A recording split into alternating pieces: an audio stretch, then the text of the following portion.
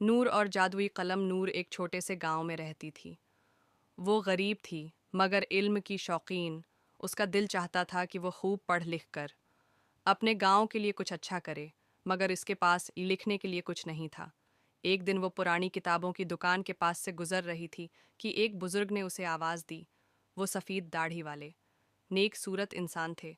انہوں نے نور کو ایک خوبصورت سنہری قلم دیا اور کہا، بیٹی، یہ عام قلم نہیں، یہ ایک جادوئی قلم ہے، مگر یاد رکھو، یہ صرف سچ لکھے گا اور نیکی کے راستے پر چلے گا۔ اگر تم نے جھوٹ یا برائی لکھی تو یہ قلم ہمیشہ کے لیے غائب ہو جائے گا۔ نور نے خوشی سے قلم لے لیا۔ جب اس نے قلم سے لکھنا شروع کیا تو حیران رہ گئی۔ جو کچھ بھی وہ لکھتی وہ سچ میں بدل جاتا۔ اگر وہ کسی بیمار کے لیے دعا لکھتی تو وہ صحت یاب ہو جاتا۔ اگر کسی غریب کی مدد لکھتی تو اسے روزگار مل جاتا۔ نور نے اس نعمت کو اللہ کا انعام سمجھا اور ہمیشہ اچھے کاموں کے لیے استعمال کیا۔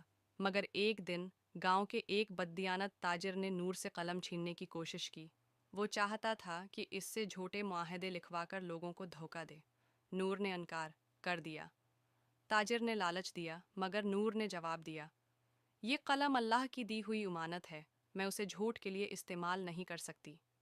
جو ہی تاجر نے زبردستی قلم چھیننے کی کوشش کی، قلم خود بخود غائب ہو گیا۔ نور نے سمجھ لیا کہ اللہ کی دی ہوئی نعمتوں کو صرف نیکی کے لیے استعمال کرنا چاہیے، ورنہ وہ چھن جاتی ہیں۔ اس کے بعد نور نے دل لگا کر تعلیم حاصل کی اور اپنے گاؤں میں ایک مدرسہ قائم کیا۔